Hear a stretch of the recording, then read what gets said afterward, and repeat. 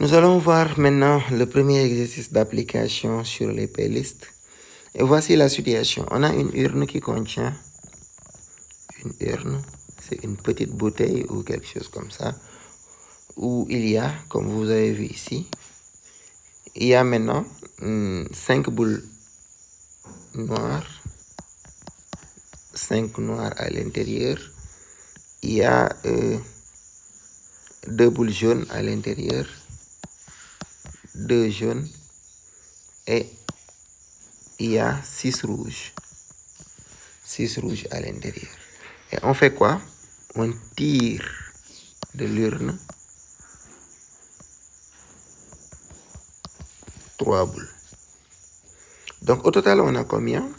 5 plus 6 plus 2, ça fait 13 au total.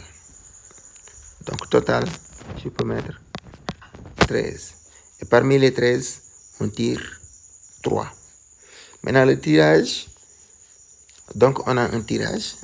Ici, le N qui joue le rôle de 13 et P égale 3. Donc c'est une playlist de 13 éléments ou un P arrangement de 13 éléments ou une combinaison de 13 éléments. Maintenant, c'est quoi exactement? Maintenant, ce qui nous permet de savoir exactement ce qu'on a, eh bien, c'est de revoir la façon dont la question est posée. Le tirage est fait successivement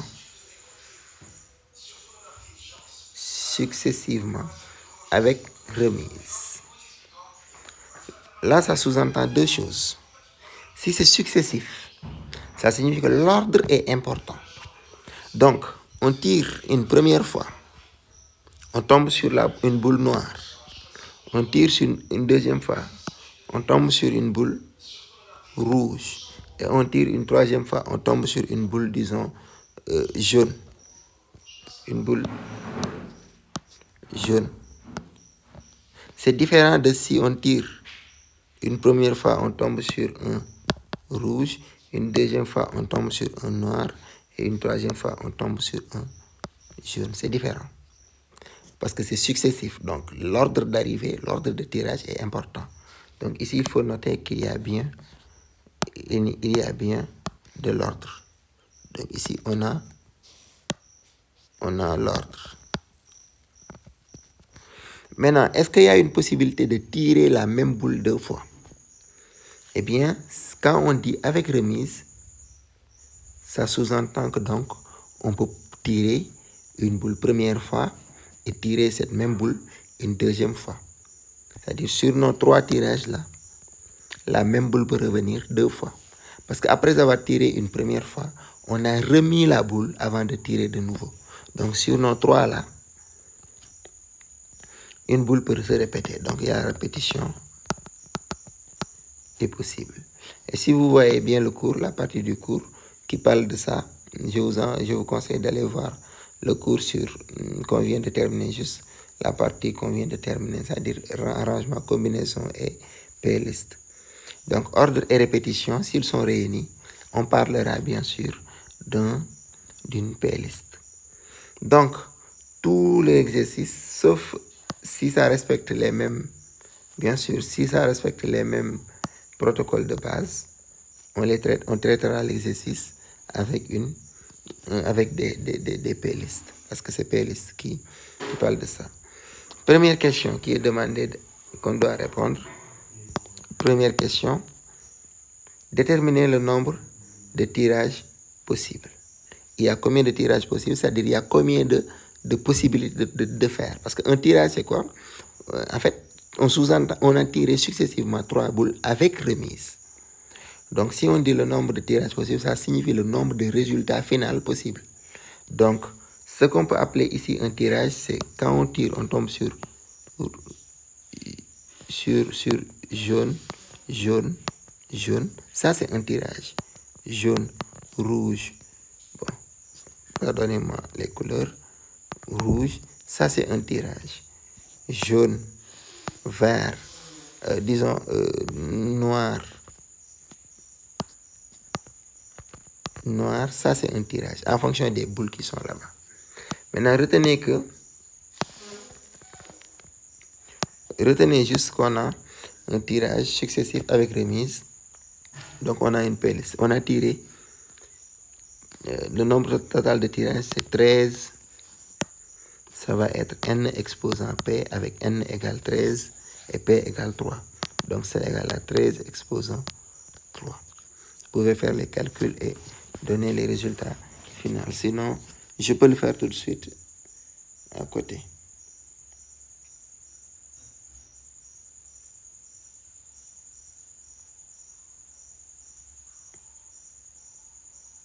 « 13 exposant 3, c'est 2197. Donc, il y a 2197 tirages possibilités. Alors, la question numéro 2, déterminer le nombre de tirages possibles dont la première boule est rouge. La première boule est rouge. Ça signifie quoi? Première boule, la première boule est rouge. Donc, ça signifie qu'on aura bien sûr, on aura tiré pour la première fois, on tombe sur du rouge. Et maintenant, le reste, on ne connaît pas. Le reste, ça peut être n'importe quelle couleur. Donc, les deux autres boules ne sont pas forcément rouges ni forcément jaunes. Donc, dans ce cas ici, qu'est-ce qu'il faut voir? Donc, c'est comme si on a tiré une boule rouge. On a tiré une boule rouge parmi combien? Il y avait combien de boules rouges au départ? Au départ, il y avait dans l'urne 6 boules rouges. Donc, on a tiré une boule rouge. Donc, une boule rouge parmi 6. Donc, parmi les 6 boules rouges, on a tiré une boule rouge. On est dans le cadre d'une playlist. Et qui se traduit par une multiplication. On a tiré 2 autres boules. Maintenant, attention ici, vous êtes tenté de dire que les 2 autres boules ne sont pas rouges. Non, on a dit juste que la première boule est rouge. On n'a pas dit que les autres boules ne sont pas rouges. Donc, on a tiré une boule et qu'elle est rouge.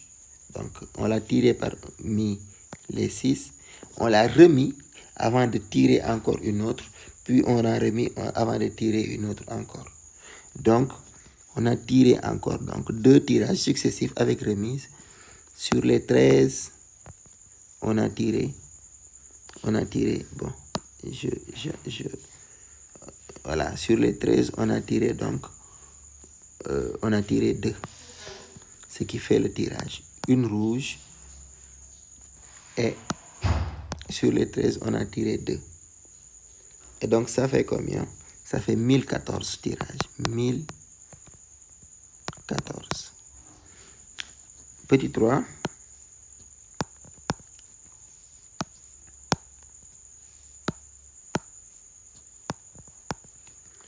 Déterminer le nombre de tirages